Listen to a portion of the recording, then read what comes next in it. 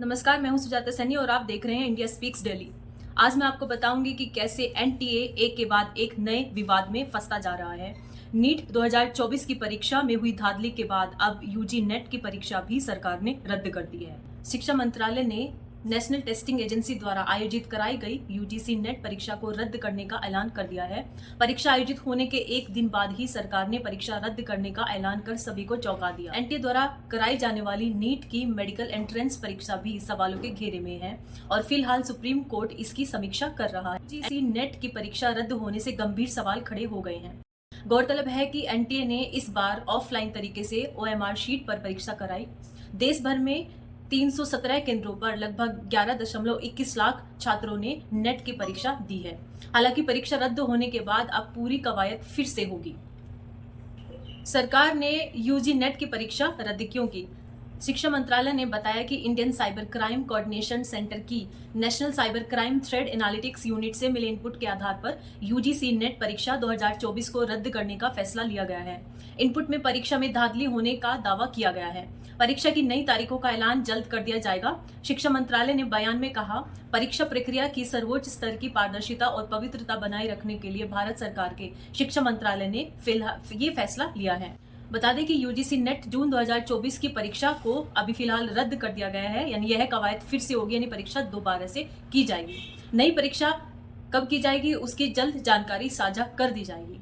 मामले की व्यापक जांच सीबीआई करने वाली है। यूजीसी नेट परीक्षा असिस्टेंट प्रोफेसर और जूनियर रिसर्च फेलोशिप के लिए असिस्टेंट प्रोफेसर बनने के लिए देना आवश्यक होता है। नेशनल टेस्टिंग एजेंसी एक स्वायत्त निकाय होता है। स्वायत्त निकाय का मतलब है यह स्वशासित है। एनटीए देश के उच्च शिक्षण संस्थानों में एडमिशन के लिए प्रवेश परीक्षा आयोजित कराती है। परीक्षा पेपर तैयार करने से लेकर इसे परीक्षा केंद्र तक वितरित करने, परीक्षा पेपर की जांच की जिम्मेदारी भी नेशनल टेस्टिंग एजेंसी की ही होती है।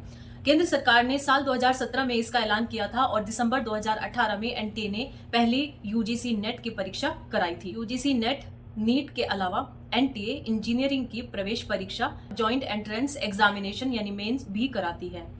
इसी परीक्षा के आधार पर देश के शीर्ष इंजीनियरिंग संस्थानों जैसे आईआईटी और एनआईटी में एडमिशन मिलते हैं। हालांकि जेईई मेंस के बाद जेईई एडवांस लेवल की परीक्षा कराई जाती है और इसका आयोजन रोटेशन प्रणाली के आधार पर आईआईटी संस्थानों के द्वारा कराया जाता है। इसके अलावा एनटीए की सीमैट और जीपैट जैसी परीक्षाएं भी आयोजित कराती है। सीमैट देश के प्रबंधन संस्थानों में एडमिशन के लिए और जीपैट फार्मेसी संस्थानों में मास्टर्स प्रोग्राम में दाखिले के लिए कराई जाती है। इसके साथ ही एक अन्य बड़ी खबर नीट री एग्जाम को लेकर भी आ रही है। नीट के एग्जाम में हुई धांधली के बाद ग्रेस मार्क्स पाने वाले 1563 कैंडिडेट के लिए 23 जून को एग्जाम होने वाला है और 30 जून को इसका रिजल्ट आ जाएगा। यानी 30 जून को जो रिजल्ट आएगा वो सभी छात्रों की दोबारा से मेरिट को रीशफल करने के बाद आने वाला है। नेशनल टेस्टिंग एजेंसी यानी एनटीए ने नीट यूजी री एग्जाम का एडमिट कार्ड जारी कर दिया है। नीट रिजल्ट में ग्रेस मार्क्स पाने वाले 1563 कैंडिडेट 23 जून को एग्जाम देंगे। इस एग्जाम में जो कैंडिडेट शामिल होंगे उन्हें एनटीए ईमेल के जरिए एडमिट कार्ड की जानकारी भेजेगा। जारी नोटिस में एनटीए ने जानकारी दी है कि 1563 कैंडिडेट के स्कोर कार्ड कैंसिल कर दिए गए हैं। इन सभी कैंडिडेट्स को उनके ओरिजिनल स्कोर ईमेल पर भेज दिए जाएंगे। केवल उन्हीं कैंडिडेट को री एग्जाम में शामिल होना है जिन्हें एनटीए का ईमेल आएगा।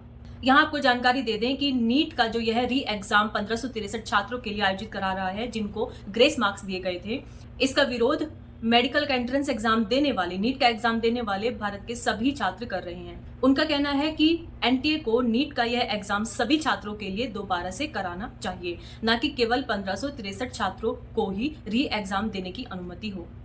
आपसे हम जानना चाहेंगे कि आपको क्या लगता है, एनटीए में बड़े बदलाव की आवश्यकता है या फिर पहले जो व्यवस्था थी एग्जाम देने की वही सही है?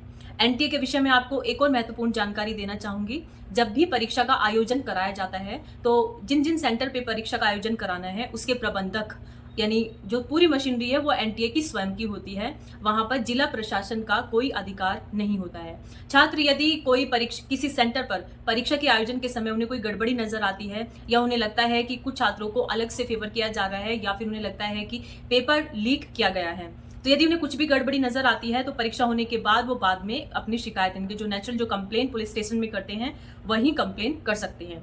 जिस प्रकार से भारत में सीबीएसई या फिर बोर्ड एग्जाम जो होते हैं उनमें डायरेक्टली पुलिस भी इन्वॉल्व रहती है, वैसी कुछ व्यवस्था नीट के एनटीए के द्वारा आयोजित कराए जाने वाले एग्जाम्स में नहीं होती है। वहीं नीट एग्जाम के रद्द होने के बाद जो नेट का एग्जाम अभी यूजीसी नेट एग्जाम रद्द हुआ है, उसको लेकर यूजीसी नेट एग्जाम देने वाले छात्रों के अंदर काफी निराशा है।